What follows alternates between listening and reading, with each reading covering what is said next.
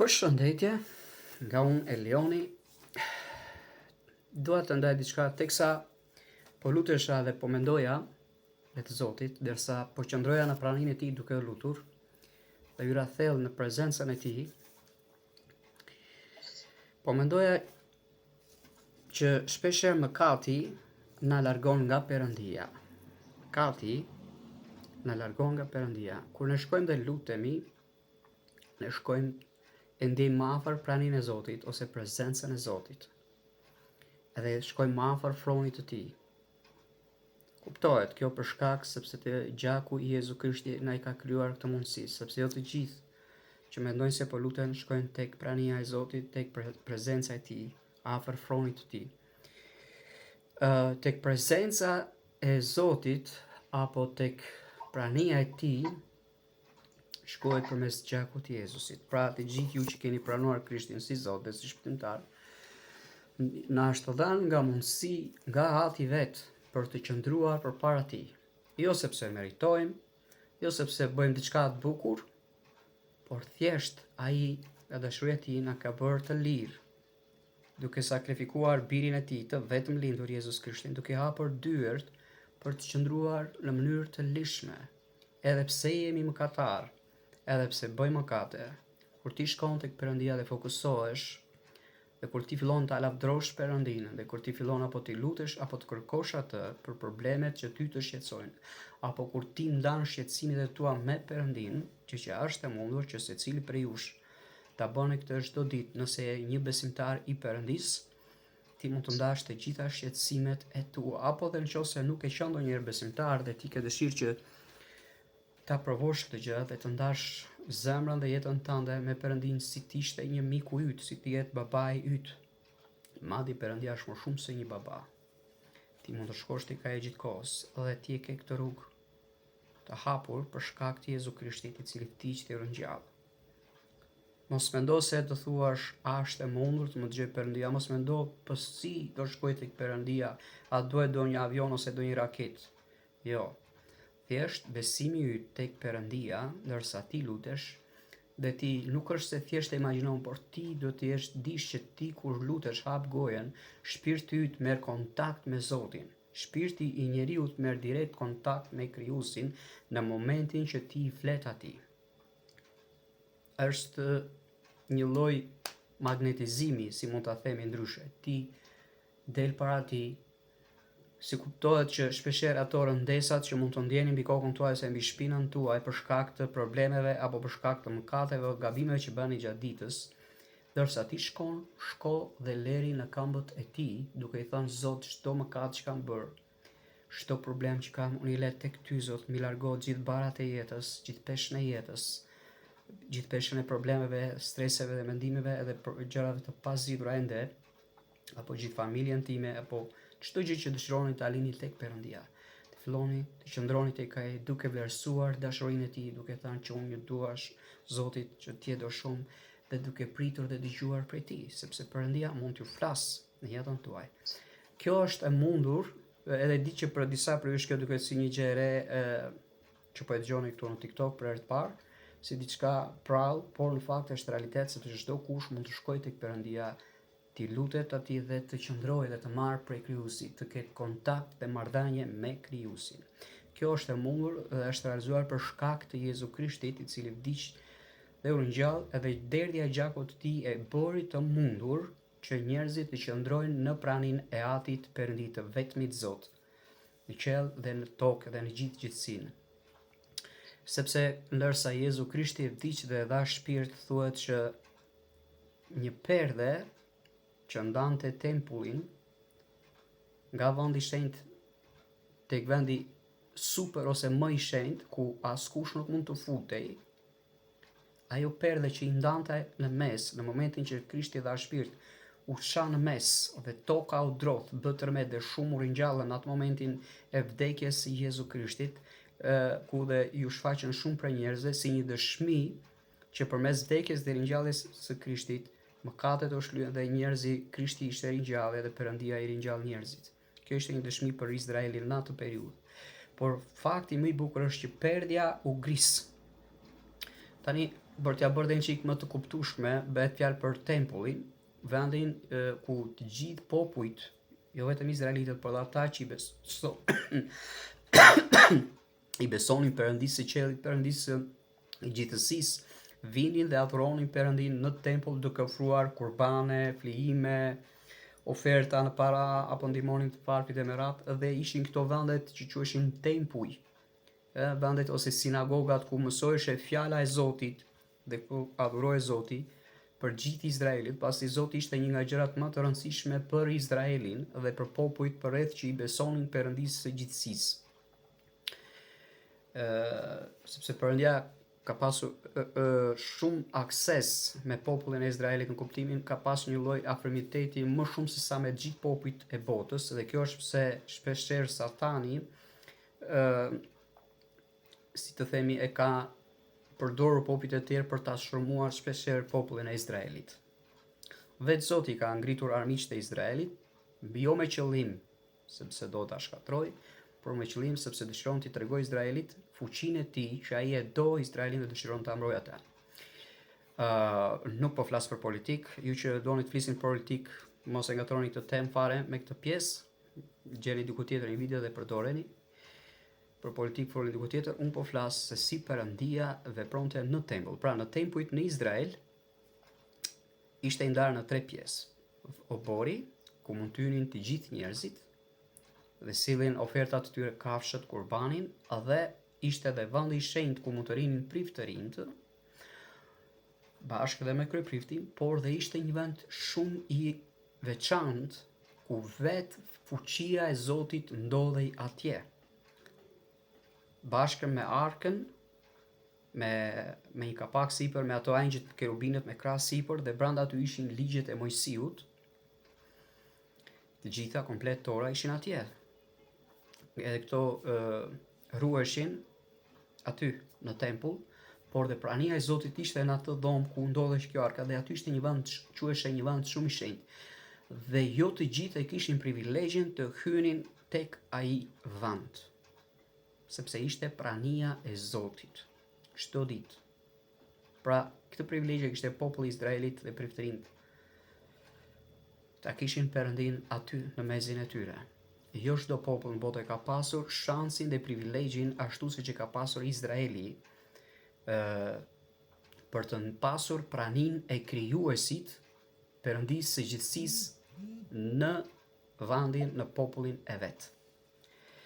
Populli i Izraelit është një popull i veçantë, i zgjedhur, i krijuar nga Zoti për të qëndruar afër Zotit, dhe për të bërë shenjat dhe mrekullitë, dhe për të marrë dashurinë e Zotit. Por dhe Zoti gjithashtu qëllimisht i ka ngritur shumë kundërshtar Izraelit, jo sepse dojë që ta poshtërojë, po sepse dëshiron që duke i krijuar telashe Izraelit dhe problemet, Perëndia ashtu siç ja ngre armiqt dhe ju e fuqi armiqve të Izraelit, po ashtu dhe i rrezon armiqt e Izraelit për t'i thënë Izraelit që ai është me Izraelin. Tani te ky tempulli i shenjtë që thash, vetëm kryeprifti një herë në vit mund të hynte me një kurban, me një kafshë të urdhëruar nga Mojsiu, i cili mori një urdhër nga Zoti, që mund të bënte gjak për gjithë popullin për faljen e mëkateve të izraelitëve, por dhe të popujve të tjerë nëse vinin dhe ndiqnin Perëndinë e Izraelit, që është Perëndia e Izraelit është Perëndia i gjithësisë, që është mbi gjithçka, ai i vetmi. Edhe ai kryeprifti ishte i vetmi që e kishte këtë privilegj ose këtë drejt për tyrat brenda, dhe do të hynte me një litar të lidhur në bel, në mes, pasi rrezikonte që dhe të vdiste kur të hynte në atë dhomën sekrete ku vetëm ai mund të hynte. Nëse ai do kishte bërë mëkat, ai do dilte pasi të kishte fluar kurbanin dhe të ofronte gjakun në tempullin e Zotit, në këtë vendin shumë të shenjtë. Nëse nuk do dilte mbas një farë kohe, kuptoheshe që ai kishte vdekur sepse kishte mëkatuar, dhe asnjëri nuk guxonte të hynte brenda sepse do vdisnin edhe atë, asnjë lloj prifti. Jo më populli, jo, sepse të gjithë që do të hynin atje, të gjithë kishin për të vdekur, për shkak të shenjtërisë së Zotit, për shkak të pranisë së Perëndisë në tempull, në atë dhomën që quheshe vendi shumë i shenjtë, kur ishte prania e shumë më të lartit, pra e Atit Perëndi. Edhe detyrimisht të ishin pastaj militarat të kryepriftin, dhe do duheshe të gjeni një kryeprift tjetër pastaj. ta zgjidhnin. Por pse thash gjithë këtë histori? Sepse për të thonë se pse ne sot jemi të lirshëm bërthyer në atë vende që është shumë i shenjti, shumë i shenjtë se këto vendet e shenjta. Fal gjakut të Krishtit, kur Krishti kryqëzua, ajo perde që pengonte priftërinë apo nuk jepte të drejtë askujt të hynte, sepse do vdiste në derdhin e gjakut të Jezusit. Ajo perde u gris. Tani të gjithë mund të hynë lirshëm në praninë e Zotit, në atë vendin shumë më të shenjtë. Pra, kur ti pranon Jezu Krishtin si Zot dhe si shpëtimtar, ti jo vetëm që merr frymën e tij të shenjtë, por ti jeton në praninë e Zotit. 24 orë. Zoti është tek ty, Zoti ka bërë ty tani tempull. Ti je vend shumë i shenjtë për Zotin.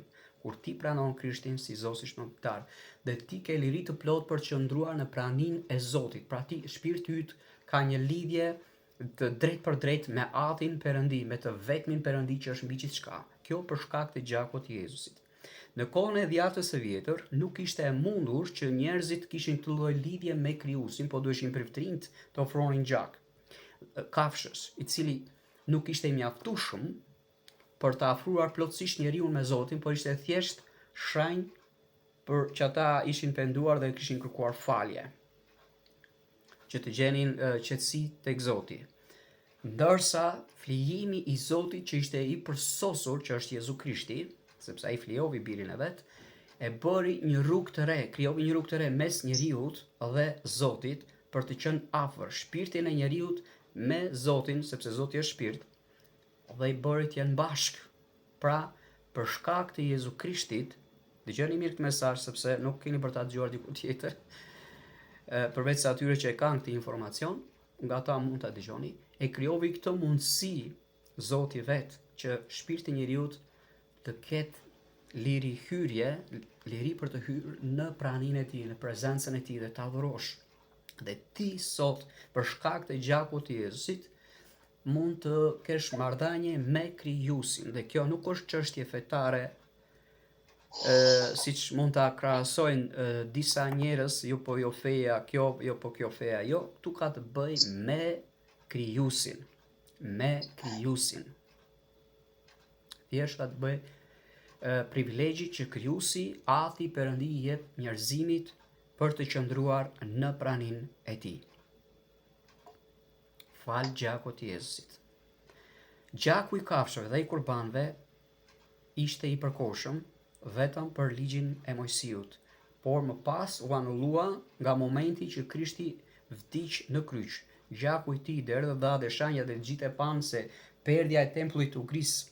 Aty ku nuk fute askush, sepse jetonte prania e Zotit, fuqishëm dhe të gjithë mund të vdisnin, përfshirë priftërinjt, nga momenti që Krishti dha frymë dhe tha, u krye, u mbush ligji, sepse Krishti e mbushi ligjin me anë të gjakut të tij në kryq. Prandaj tha u krye. Nuk është si shton disa muslimanë, po jo, Krishti se ka përmbushur ligjin, se dëgjoj disa të çmendur këtu në TikTok që flasin, nuk e ka përmbushur Krishti ligjin, ka gënyer. Nuk do t'ja përmend emrin cili person, po e din vetë ata që kur ta dëgjojnë video. Krishti e ka përmbushur ligjin. Për këtë arsye sot të gjithë njerëzit kanë liri të plot për të qëndruar tek Perëndia, përmes shpirtit të Perëndis, sepse shpirti i njeriu është krijuar për të pasur kontakt me Perëndin, për të qenë afër me Perëndin. Fal gjakut të Jezusit. Fal gjakut të Jezusit. Njeriu nuk afrohet dot me Zotin për shkak të mëkateve, sepse në Bibël thuhet që njeriu duhet të vdesë për shkak të mëkateve të tij, duhet paguajë.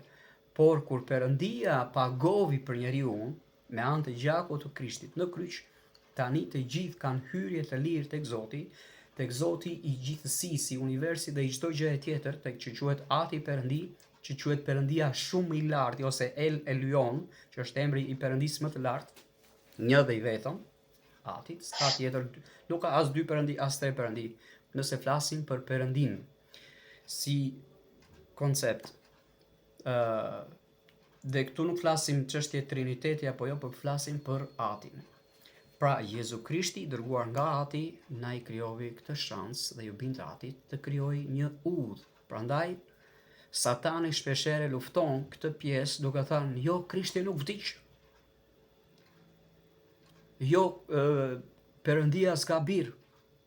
Jo, Juda Iskarioti vdiq. Domethënë del me ato mendimet e tjera tek feja islame për shembull, ose tek njerëzit e paditur. Në fakt, Krishti erdhi dhe përuroi një rrugë të re, një rrugë të re. Prandaj ai për njeriu me Zotin për t'i lidhur bashk, sepse Zoti nuk e braktis krijesën e vet, njeriu.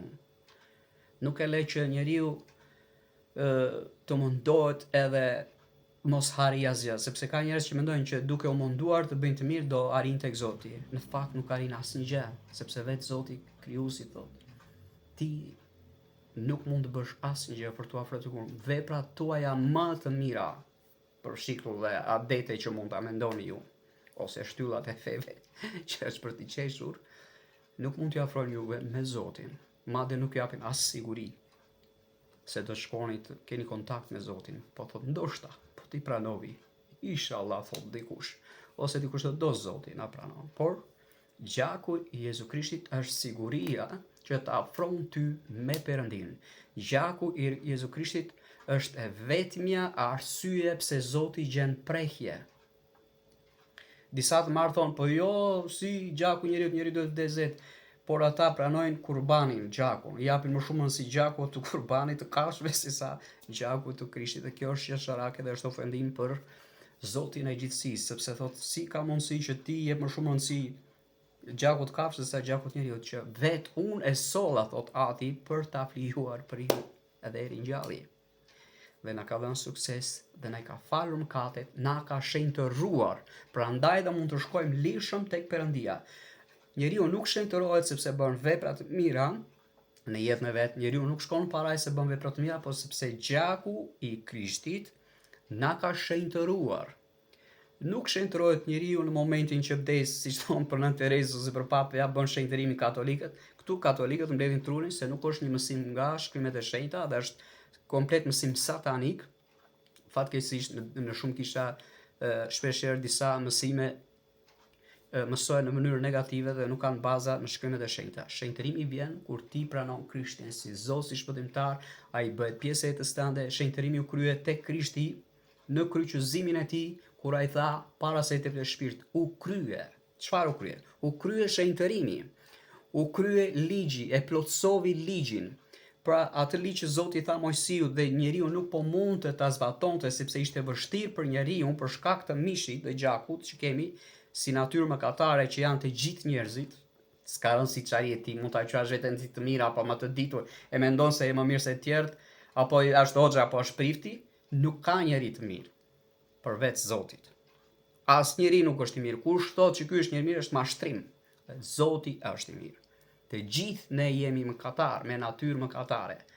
Të gjithë ne meritojmë vdekjen, të gjithë ne meritojmë dëshkimin nga Zoti ditën e gjykimit. Por falënderit Zotit që na ka shfaqur mëshirë përmes dashurisë së Tij, duke dhuruar dhe sakrifikuar birin e vet, duke dhënë priftërinë e asaj kohe dhe romakët kundra Krishtit, për ta kryqëzuar vetëm me një qëllim, për t'ju shpëtuar juve, që ju të keni liri të plot për të hyrë në shenjtërinë e Zotit, në praninë e Zotit, duke kërkuar çdo ditë, edhe nuk mërzitet Zoti se ti po i lutesh çdo ditë.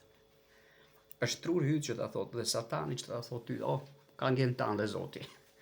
Shumë e ka ngjen sa që ti se imagjino, por ti e krahason ndonjëherë Zotin me veten tënde që ti mund të mërzitesh, të shikosh çdo ditë të njëjtin surat ose njerëz që ty nuk të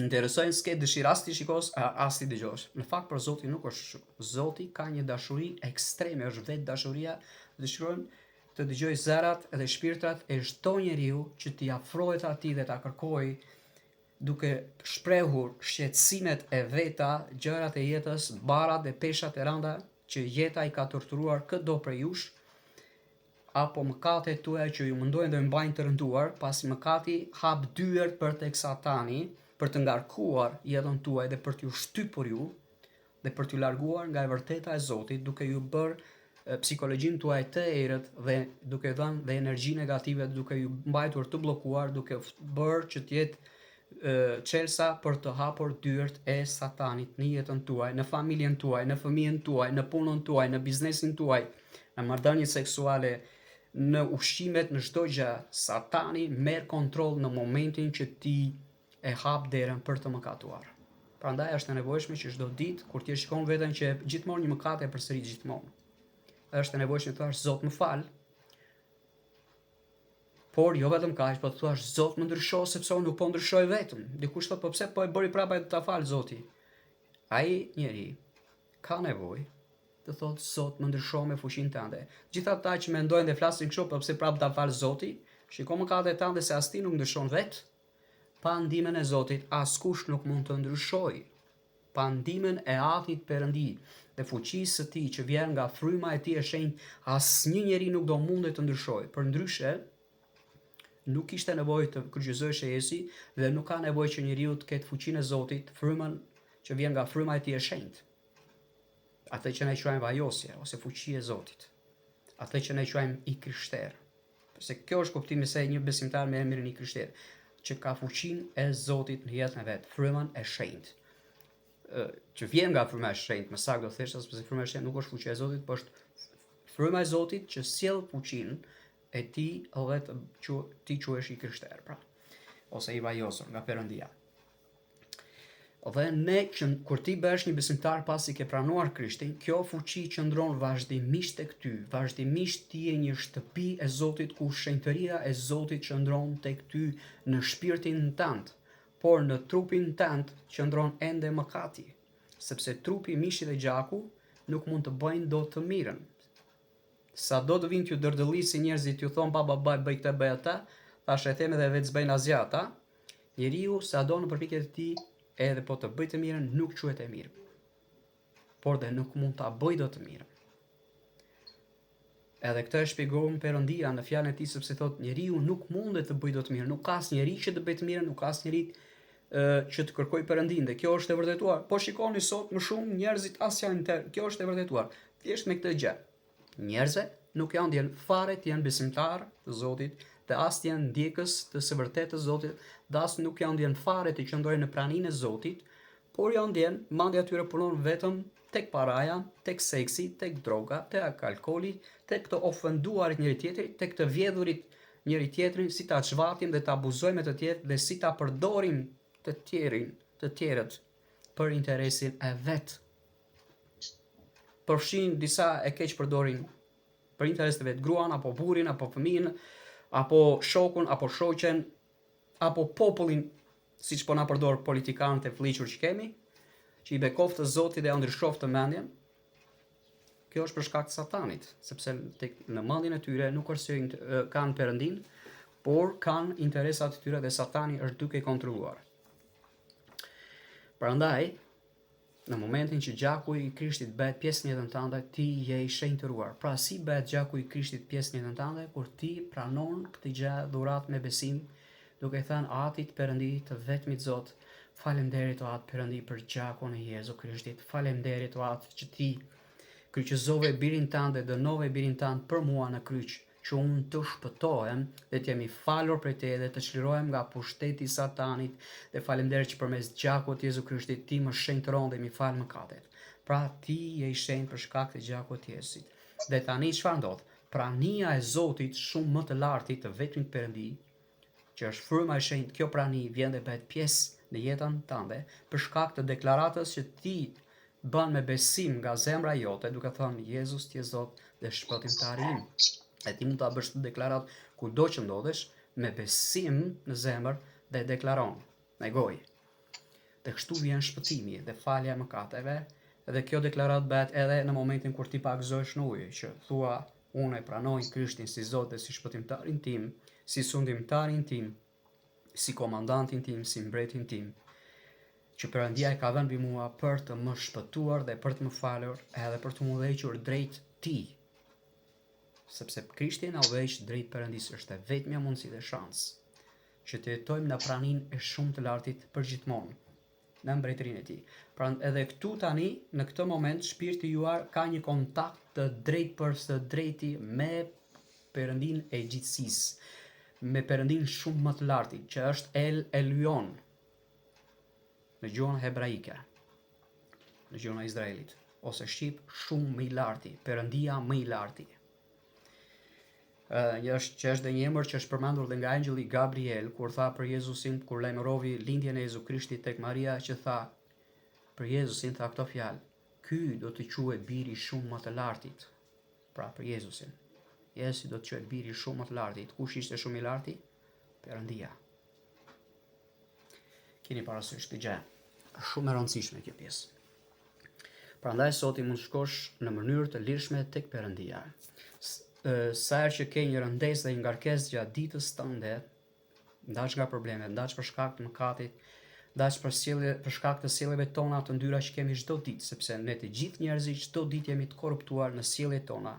Nuk kërkojmë atë që Perëndia na do. Prandaj do të lejojmë Perëndin të themi: Zot, na drejto, na fal nëse kemi mëkatuar dhe na ndrysho. Sepse ne nuk mund të ndryshojmë kur vetë. Na ndrysho Zot përmes frymës tënde, përmes frymës së shenjtë. Dhe Shkrimi i Shenjtë, Bibla thotë që përmes frymës së shenjtë ti mund të ecësh mbi mëkatin, pa mëkatuar. Pa frymë e shenjtë, nëse ti nuk drejtohesh nga fryma e shenjtë, ti je duke I bërë gjërat në mish, thot Bibla. Edhe një herë po e përsëris. Nëse nuk po drejtohesh ta mposhtësh mëkatin pa ndihmën e frymës së shenjtë, ti po e bën në forcën e mishit tënd, dhe kjo quhet përsëri mëkat. Sado vepër e mirë të duket ty, kjo për Zotin është një vepër e pisët, për arsye sepse ti po kërkon ta bësh me fuqinë e mishit tënd, dhe Zoti e konsideron mishin dhe fuqinë tënde njerëzore të pisët, sepse natyra e njeriu është e ndotur, është mëkatare, është egoiste, dhe në momentin që hyn egoizmi, krenaria, kjo quhet ndotje, është mëkat. Prandaj kush I shërben Zotit me anë të forcës së mishit të vet dhe me forcën e vet, është përsëri në mëkat. Kush I shërben Zotit me ndihmën e frymës së shenjtë, është I bekuar. Këtu dhe mund t'i dalloni kur është një njeri I Zotit apo kur është një njeri I Satanit. Këtu mund të dalloni kur një profet vjen nga Perëndia dhe kur një profet vjen nga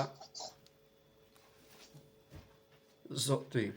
Pra, nëse një profet nuk e ka frymën e shenjtë, siç nuk e kishte Muhameti, ai nuk mund të jetë profet I Zotit, sepse ai kishte gjërat në fuqinë e vet. Nëse do ta kishte frymën e shenjtë, për ta kuptuar thjesht fare, ishte vetëm duke parë përmes frymës së shenjtë.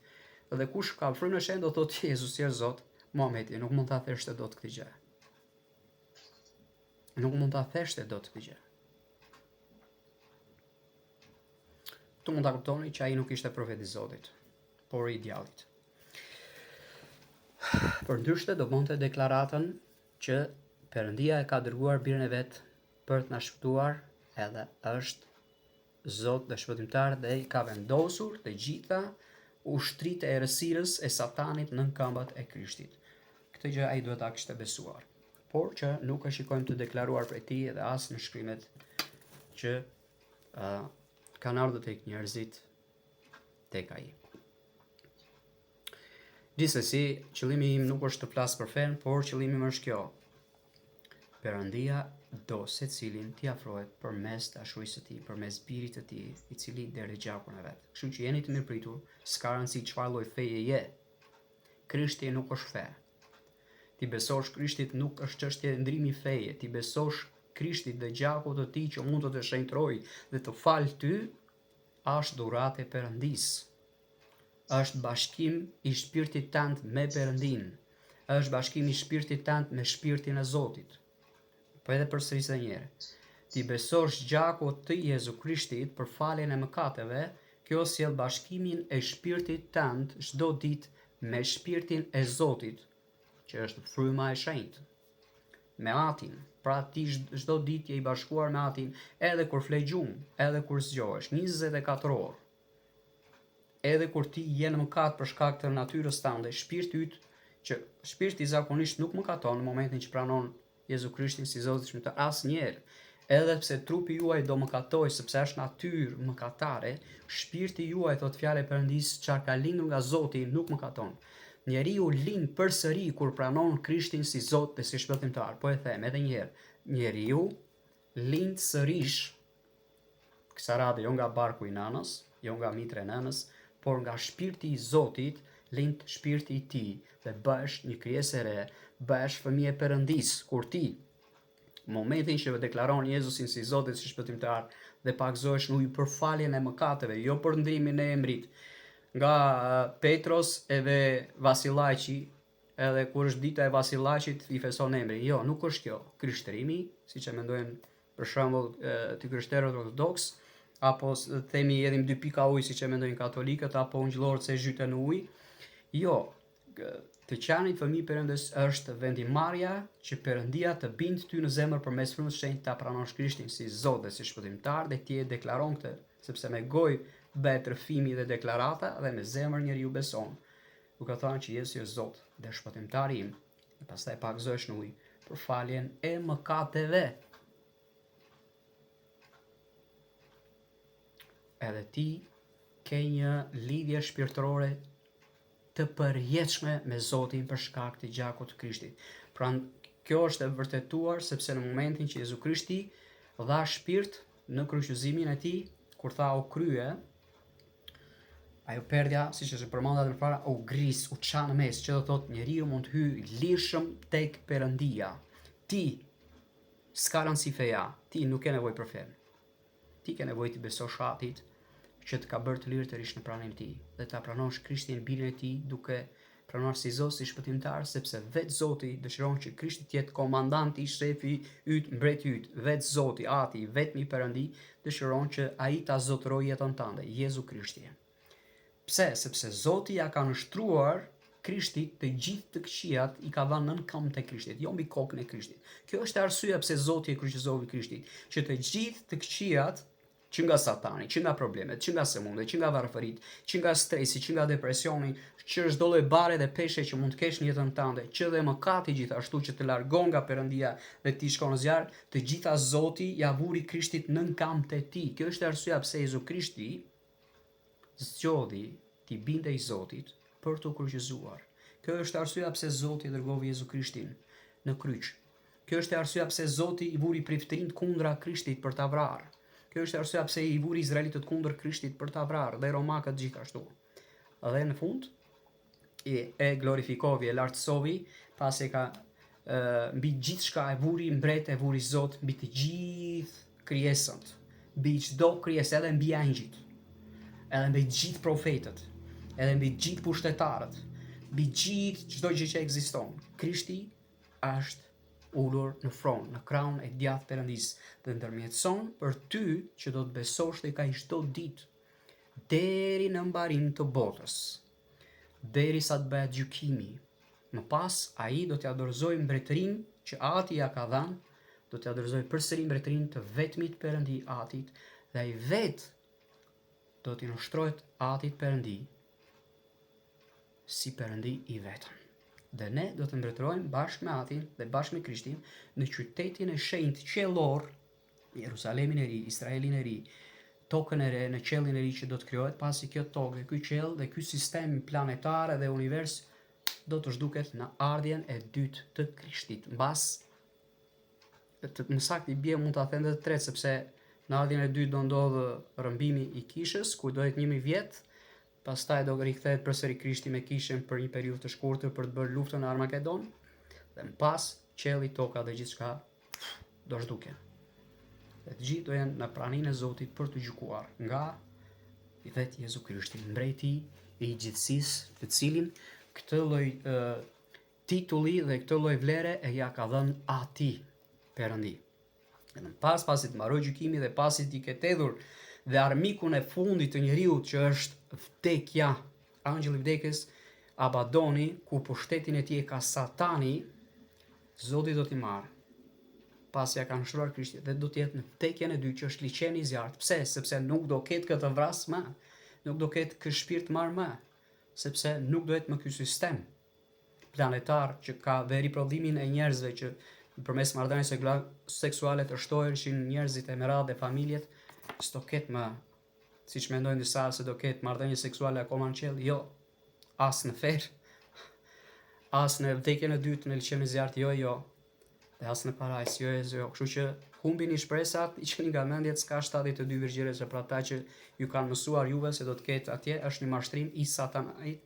Po, mund të ketë 72 gjarpërinj që mund t'ju hanë shpirtin, ato mund t'jenë nusja juaj, mos e nuk e pranuar Krishtin. 72 demon ndoshta po, në formë gjarpërinjsh ose dragojnsh që mund të shqyejnë shpirtin tuaj për t'ju torturuar. Edhe ata e quajnë nusa, virgjiresha. Po. Do shqepen se ngrani mishin tuaj edhe shpirtin tuaj. Kështu që është mirë ta dini se jeni gjallë dhe keni shans dhe nëse ky mesazh që un po jap ju prek realitetin edhe jetën tuaj, është mirë që ju ta besoni edhe ta zbatoni, të doni Krijuesin, jo fen, jo njerëzit, po Zotin, Atin Perëndi, i cili është Perëndi mbi të gjithë. Jo fet. Asnjë fe nuk vjen nga Zoti, por nga Satani. Asnjë libër që është kundra shkrimit të shenjtë të Biblës nuk vjen nga Zoti.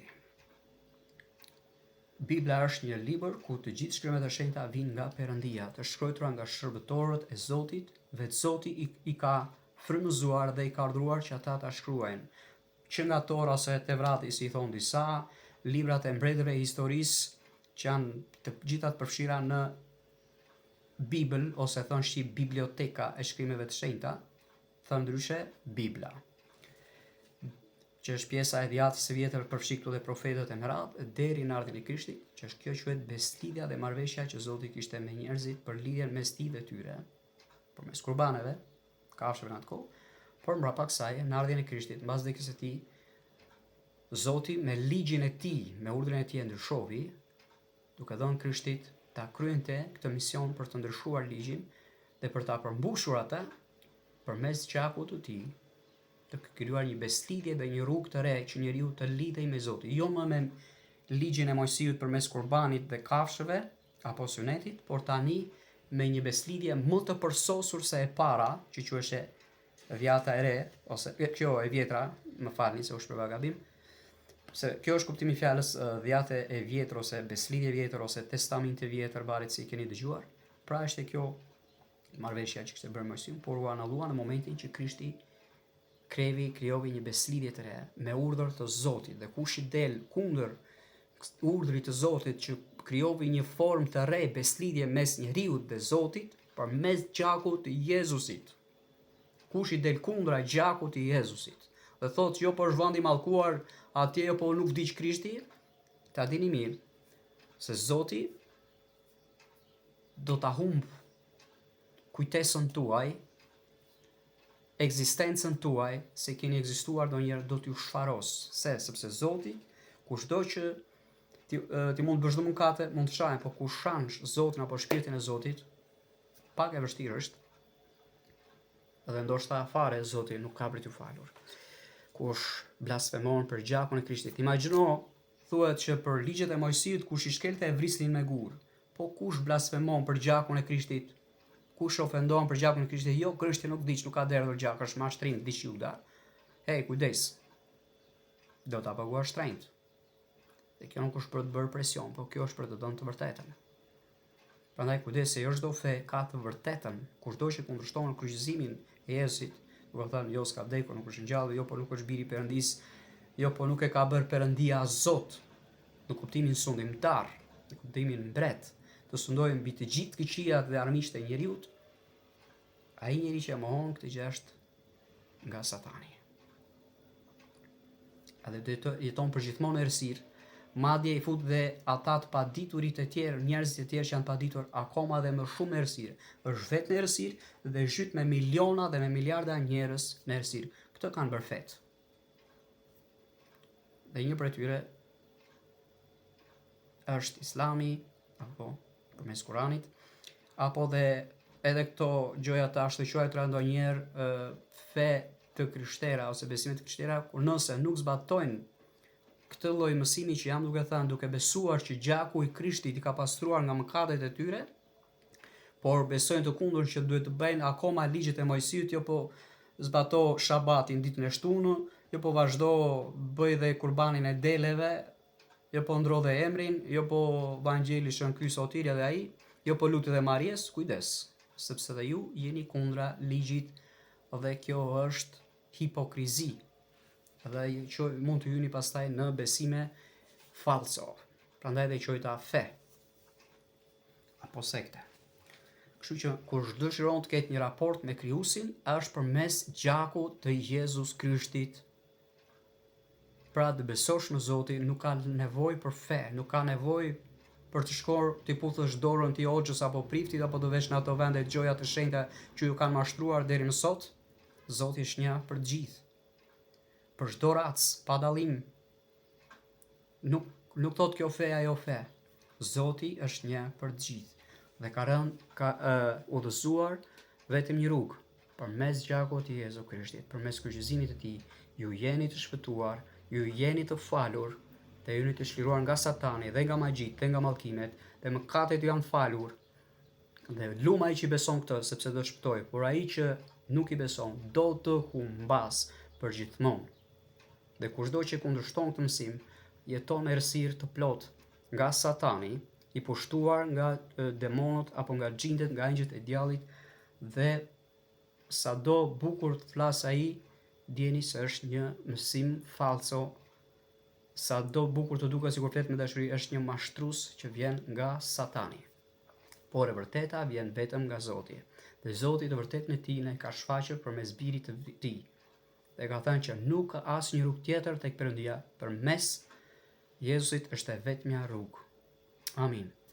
Zoti ju bekoft. Pra, unë do të bëj një deklarat fundit kur dëshiron që ta pranoj këtë dhuratë për të qëndruar gjithmonë në praninë e Zotit dhe të keni atë lidhjen shpirtërore ku shpirti yt lidhet më pas për shkak të gjakut të Jezusit.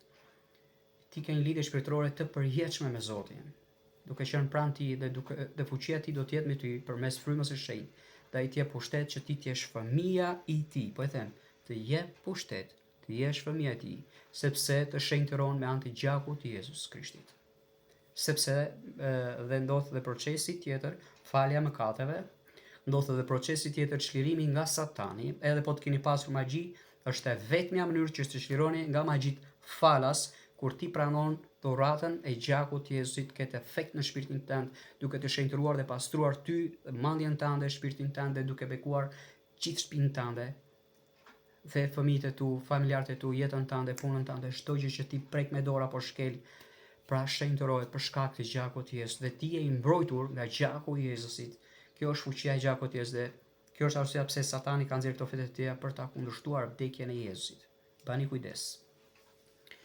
Sepse duket sikur flasin bukur ata me fen e tyre, por në fakt aty qëndron kleçka, i themin edhe, tek duke thonë, po pse a ka Zoti bir apo vdes Zoti?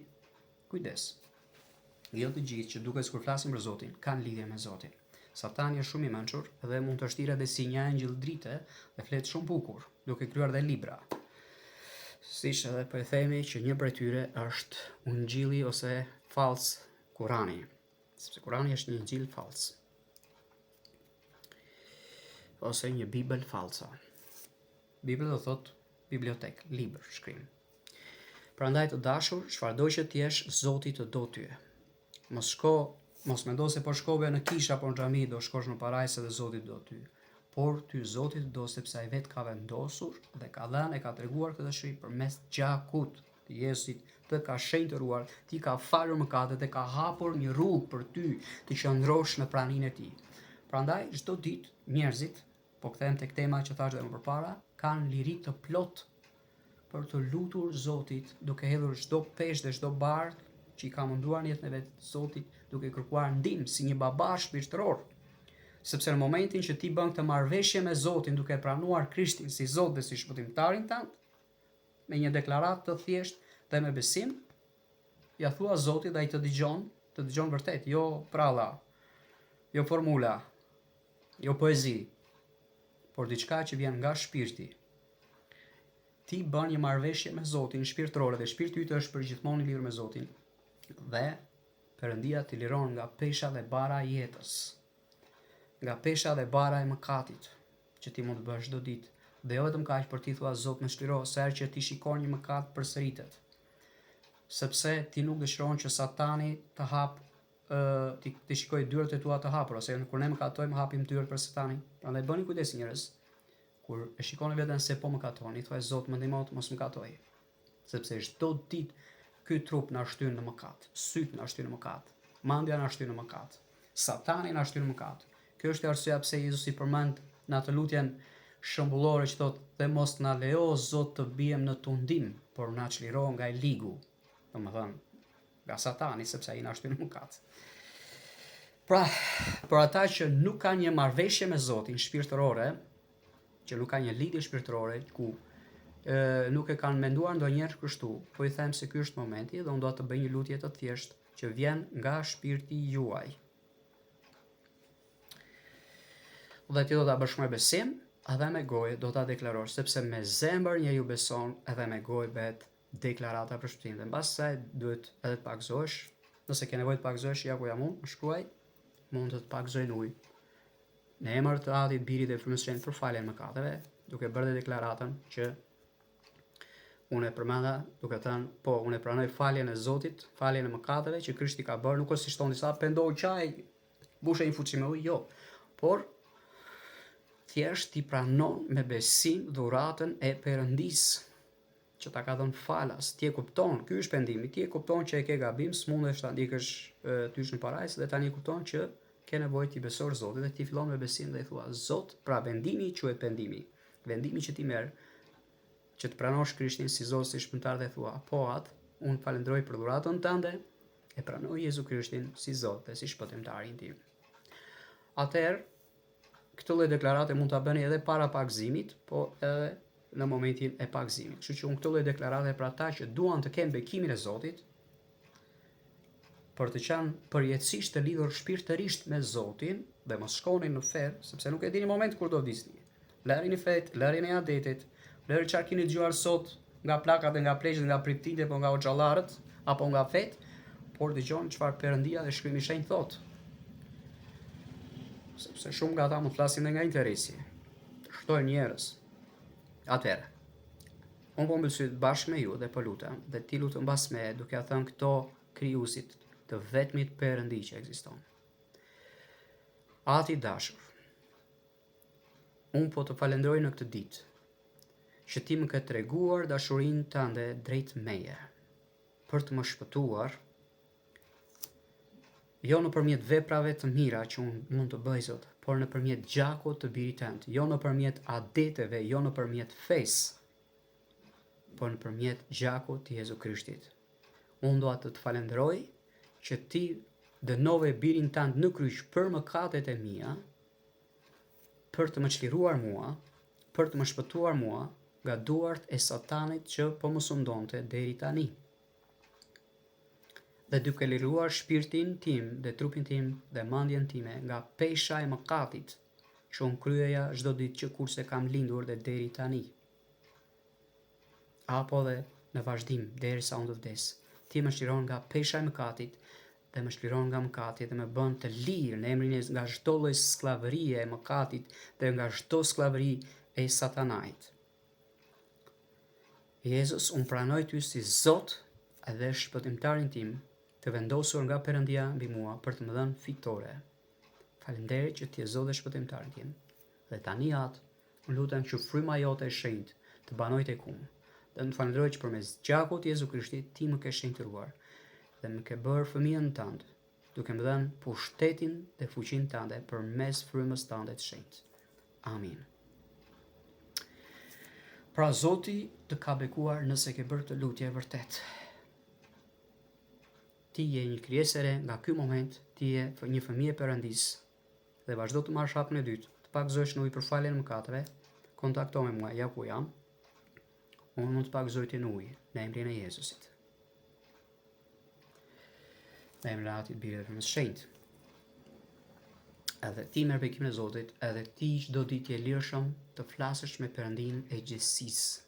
Dhe jeta jote e vjetër tashmë nga ky moment që ke bërë të lutje ka marrë fund, është e kryqëzuar, nuk ekziston më, quhet e vdekur. Ti që je i vdekur nuk jeton më për veten tënde, por ti quhesh që ti jeton për Zotin.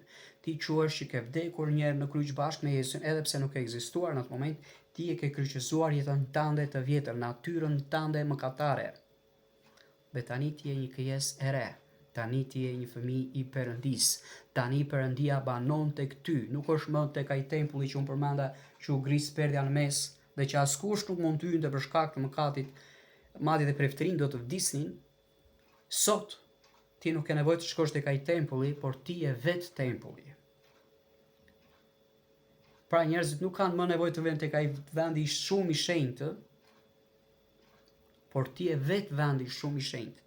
Shpirti yt është një vend shumë i shenjtë, për shkak se sapo ke pranuar Jezu Krishtin si Zot dhe si shpëtimtar, dhe prania e të fuqishmit shumë të lartit, Atit Perëndi banon tek ty çdo ditë jetës tënde mbi tokë 24 orë me 24 orë, dhe do të jetë ndihma jote për të të ndihmuar ty, për të të mësuar ty, për të ndihmuar që të ecësh mbi mëkatin, edhe kur mëkatet do të vinë ti do të kontaktosh me të dhe të thuash o Zot më shliro, mos leo që të jem sklav i ndonjë mëkati, sepse gjithmonë mishi ka të natyrën e vet të keqe dhe mandja, por Zoti ti i kërkon ndihmë të ndryshoj dhe mandjen edhe natyrën dhe sjelljen tënde çdo ditë. Pra mos u tramp sepse po bën ndonjë mëkat gjatë rrugës, sa e gjallë në tokë, por trembol nëse nuk i kërkon ndihmë Zotit për ndryshimin e personalitetit dhe karakterit dhe sjelljes dhe mendimeve të tua. Këtu trembol, por nëse ja kërkon, s'ke nevojë të trembesh, sepse vetë ai do të vinë në ndihmë ty përmes frymës së shenjtë dhe fuqisë së tij për të të transformuar ty nëpërmjet dritës dhe fuqisë së tij, mendimet e tua, sjelljen tënde, karakterin tënd. Jo vetëm që do të fal për mëkatet që ti bën, po dhe ka fuqi të ndryshojë ty, nuk është se do mbetesh i njëjti. Pra gjithmonë ai do të jap ti forcë, do të bëjë besimtar, gjithmonë ti do kesh sprovime, por Zoti do të bëjë të fortë dhe do të jap fuqi të dalësh në vështirësitë që vijnë, që ai vetë i lejon për të të forcuar dhe për të qëndruar tek ai, dhe vetë ai do t'jap fitoren gjithashtu. Edhe nëse ke qenë një person që ke vuajtur nga magjit apo nga mallkimet apo nga syri, siç thon disa, s'ke nevojë vetëm në këto gjëra vendet e shenjta apo tek fallxhori, tek magjistari, tek hoxha, tek prifti, tek xhamia apo gjërat e kisha, ti vetë je vend i shenjtë dhe ti je çliruar nga magjia për shkak të kësaj lutje që sapo bëre, sepse the Jezu Krishti është Zoti im dhe shpëtimtari im, sepse pranove fuqinë e gjakut e si të ndryshojë ty të thyer çdo mallkim dhe çdo magji. Je i bekuar dhe s'ke nevojë të harxhosh para. Dhe as te psikologu s'ke nevojë të kesh sepse po vuan nga ankthi. Perëndia ka fuqi për ty për të dhënë çdo ditë. Dhe shko tek ai lishëm edhe kur mëkaton, thoj Zot më fal, e bora, mos ki frikë bo tani do të pranoj Zoti apo? Po, Zoti do të pranoj, ashtu si nana pranon fëmijën e vet dhe nuk e braktis se me nderiush bëri mutin apo shurrën, se është fëmia ai do bëj, dhe nuk është për turp të çapo them. Keni parë ndonjërin taj fëmijën kur ndot, kur bën kryen nevojat e saj personale fëmia kur urinon, edhe na bëri pis, nuk ra ert çil e odin. Jo. As Perëndia nuk tehet kur ti mëkaton. Kështu që ata mashtrusat e feve, të çdo lloj fe që vjen thonë ja, po ti mëkaton, tani si do të Zoti se do të doj ty Zoti pasi bëre mëkat. Kjo është shpirti i Satanit që po të flet ty për të rrëzuar besimin tënd poshtë, që mos shkosh dhe të besosh Zotin që të falë ty dhe të ndërshon ty, dhe që mos sesësh rregullisht me ata. Kështu që mos i besoni këta njerëz që ju flasin kështu.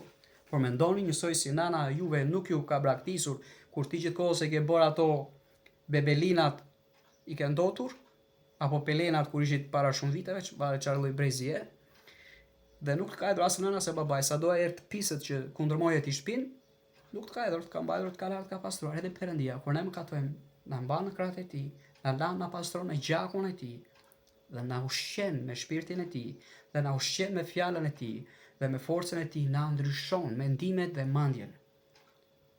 Me forcën dhe me fjalën e tij. Kjo është e vërteta, dhe kështu është se si duhet ta ndiqni Zotin. Ju përshëndes, ju dua fort, Zoti ju bekoft. Amin. Paqja e Zotit qoftë me ju të gjithë që dëgjoni këtë mesazh dhe e merrni në zemrën tuaj. Jo si një poshtërim për fet, kush e merr personale në lidhje me fen, bëj lavashtrurit, por kush e do Zotin dhe ka frikë dhe respekton Zotin e pranon këtë mesazh dhe nuk e merr as ofendim asgjë. Zoti i bekoft. Paqja e Zotit qoftë me ty. Zoti do dhe unë ju dua. Pa dallim feje, pa dallim race dhe ngjyre. Ju përshëndes. Amin.